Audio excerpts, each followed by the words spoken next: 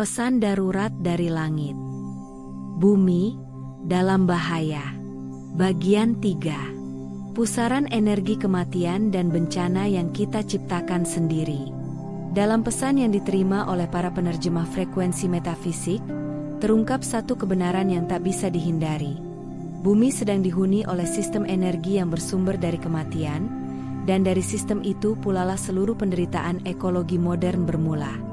Bencana bukan datang dari luar, tetapi lahir dari pola konsumsi dan produksi yang secara sistematis merusak kehidupan, menyumbat langit, mengeringkan tanah, memanaskan laut, dan mengacaukan ritme planet.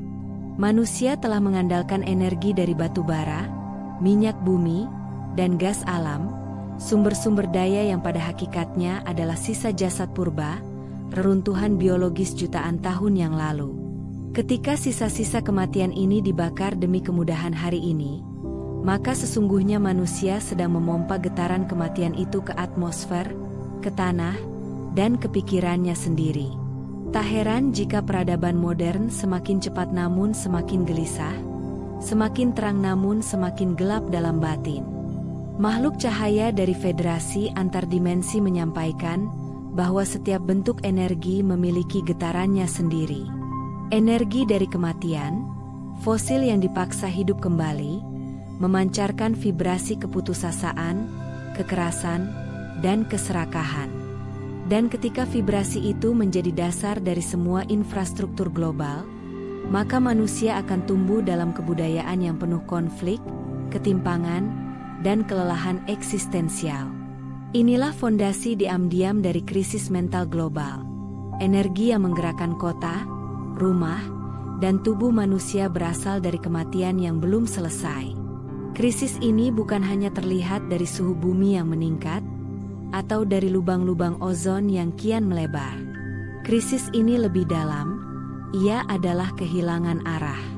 Umat manusia telah membangun peradaban yang luar biasa canggih, namun tidak pernah bertanya apakah semua itu benar-benar berakar pada kehidupan.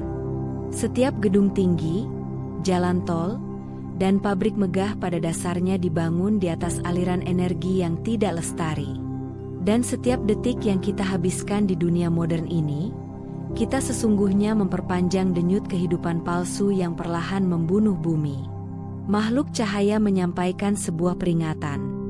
Kalian umat manusia, tidak sedang kekurangan teknologi. Kalian sedang kehabisan waktu.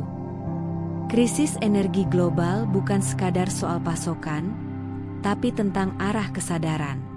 Dunia bisa terus membangun pembangkit listrik baru, tapi jika niatnya adalah dominasi ekonomi, bukan kelestarian semesta, maka kehancuran tetap akan datang. Dan di titik inilah, dimulailah pembahasan tentang revolusi yang tidak hanya akan menyelamatkan peradaban, tetapi juga menyelaraskan kembali umat manusia dengan denyut alam semesta. Makhluk cahaya dari Federasi Antardimensi menyebut satu bentuk energi yang masih direstui oleh jaringan kesadaran tinggi di seluruh semesta. Energi air. Bukan karena air sekadar mengalir, tetapi karena air membawa sifat ilahiyah yang paling murni, fleksibel, jernih, menyejukkan, namun mampu menggerakkan segalanya tanpa menghancurkan apapun. Mereka menyebutnya sebagai sebuah kekuatan yang mengalir selaras dengan ritme semesta, menjaga keseimbangan tanpa syarat, dan menyembuhkan tanpa suara. Dalam berbagai penglihatan batin, para penerjemah melihat gambaran masa depan yang luar biasa indah. Dunia di mana sungai menjadi pusat teknologi, hujan menjadi pemicu pembangkit kota, dan air laut menjadi pusat rekayasa energi planet. Mesin-mesin hidup berdampingan dengan air, bukan melawan air. Getaran planet diselaraskan, bukan dikacaukan. Dalam visi itu, energi tidak lagi diperebutkan, melainkan dibagikan.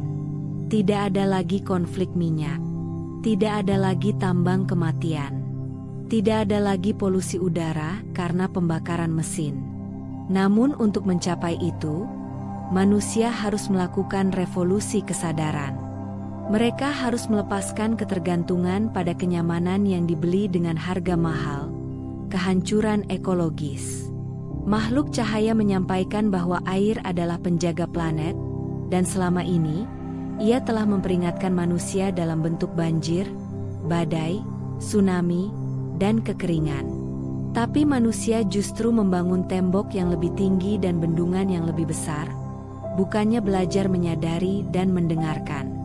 Di sisi lain, energi surya dan nuklir memang tampak menjanjikan, namun belum benar-benar sejalan dengan prinsip kesadaran kosmik. Matahari memang menyinari bumi, tapi teknologi manusia belum mampu mengolahnya tanpa merusak. Dan nuklir, meskipun sangat kuat, adalah senjata berbahaya jika digunakan oleh peradaban yang belum selesai berdamai dengan dirinya sendiri. Para makhluk cahaya menyatakan dengan tegas, revolusi energi yang sesungguhnya bukan soal sumber daya, tapi soal kedewasaan jiwa. Jika niat manusia hanya untuk menundukkan alam, maka sumber daya manapun akan menjadi racun. Tapi jika niatnya adalah untuk merawat kehidupan, maka bahkan setetes air pun cukup untuk menggerakkan peradaban. Mereka menutup pesan ini dengan peringatan sekaligus harapan. Air adalah jawaban untuk kalian, umat bumi. Tapi air juga bisa menjadi penghakim. Jika kalian menyambutnya dengan kesadaran, ia akan menjadi penyembuh. Tapi jika kalian terus mengabaikannya, ia akan menjadi gelombang penutup sejarah kalian. Jangan tunggu hingga yang terakhir. Kini saatnya bertanya, apakah kita siap memulai revolusi energi yang lahir dari kesadaran, bukan dari kerakusan? Dan jika generasi ini tak sanggup mengubah arah, maka bumi akan tetap melanjutkan jalannya tanpa kita, umat manusia. Dan inilah akhir dari pesan mereka, setidaknya untuk malam ini. Namun langit belum benar-benar hening. Ia hanya menahan napasnya, seperti bumi yang diam sebelum gempa, seperti cahaya yang mundur sesaat sebelum menyambar. Karena di balik krisis energi, terdapat lapisan kebenaran yang lebih sunyi namun jauh lebih dalam, tentang cara manusia memahami kehidupan itu sendiri. Jika energi adalah nadi planet, maka manusia adalah denyutnya.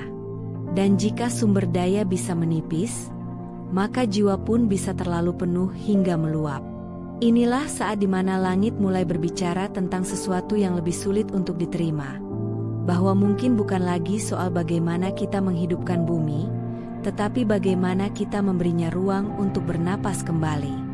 Sebuah babak baru akan dibuka. Bukan lagi tentang pembangkit, tetapi tentang pemurnian niat. Bukan lagi tentang teknologi, tetapi tentang keberanian untuk membatasi diri demi kehidupan yang lebih luas. Karena tak semua penyelamatan dimulai dari penambahan. Kadang, keselamatan justru lahir dari pengurangan yang sadar dan penuh cinta. Maka bersiaplah. Karena pesan berikutnya bukan hanya tentang energi, tetapi tentang kehidupan itu sendiri. Dan tentang pertanyaan yang paling dalam dari semua peradaban. Apakah kita hidup untuk berkembang, atau untuk menyembuhkan dunia? Bersambung ke bagian 4, depopulasi dan etika kehidupan baru.